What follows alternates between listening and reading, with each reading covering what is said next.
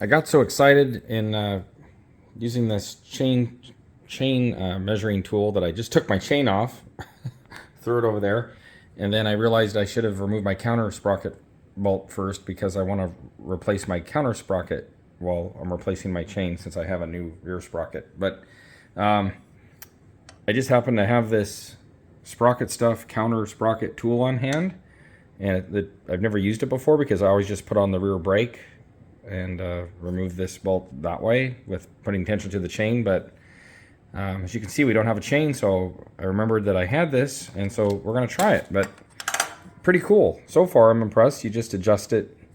It's for 13, 14, and 15 foot teeth sprockets.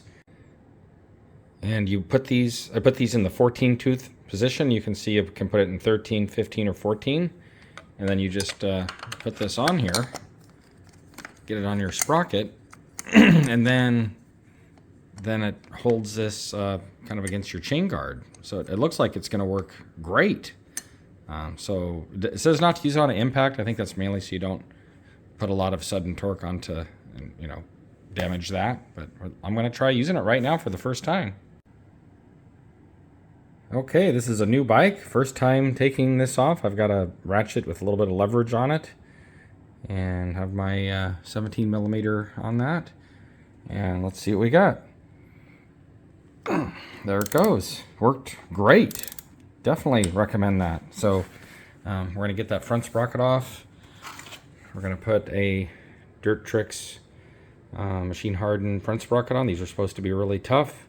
We're going to be sure we put some kind of moly on the spline, and then I am going to use a Dirt Tricks washer. They say that these are good, better even than the OEM washers that come on the counter shaft bolt to help prevent oil leaks. I guess that kind of pre-tensions things against the counter shaft in the back. So anyway, trying to do a few upgrades while we're doing this, but so far I'm very impressed with this Sprocket stuff counter shaft sprocket tool. I mean, yeah, I suppose most of the time you would you'd leave the chain on, hit the rear brake, but you know what, sometimes that's even hard.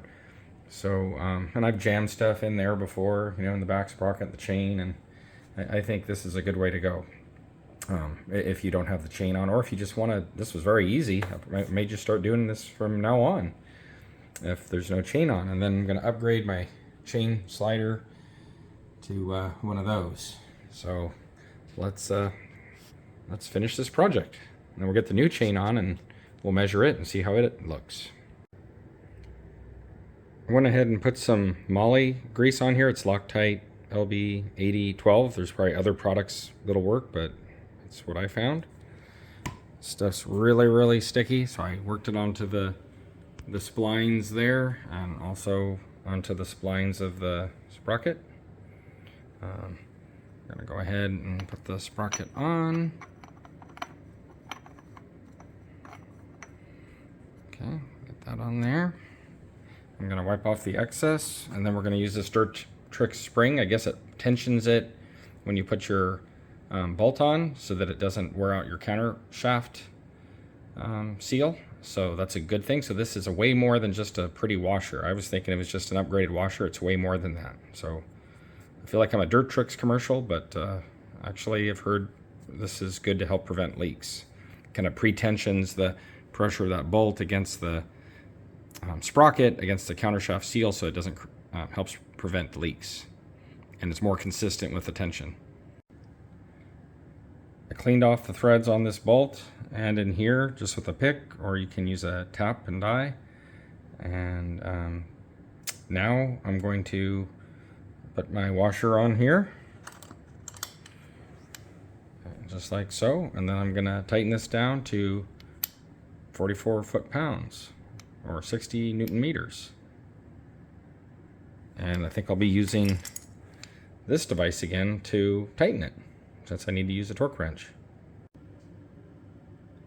As you're tightening this, make sure that the washer stays centered in the bolt and it doesn't drop off. There's a little lip for that washer to, you know, stay on so it stays centered. Here we are tightening this down to 44 foot-pounds or 60 Newton meters. There's the click. Okay. And if we take that off, it looks good. And look how easy this tool is to use. Just like that. And that is on there. Looks good too. I think I said this already, but just in case I didn't, put blue Loctite on that bolt that goes in. Just something to remember. Yeah, I'm really happy with this tool. Sprocket stuff tool worked really easy. You just slip it in, slip it off.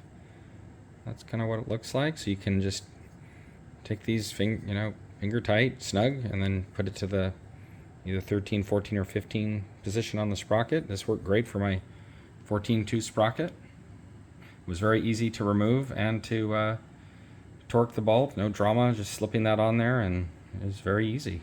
I highly recommend that tool.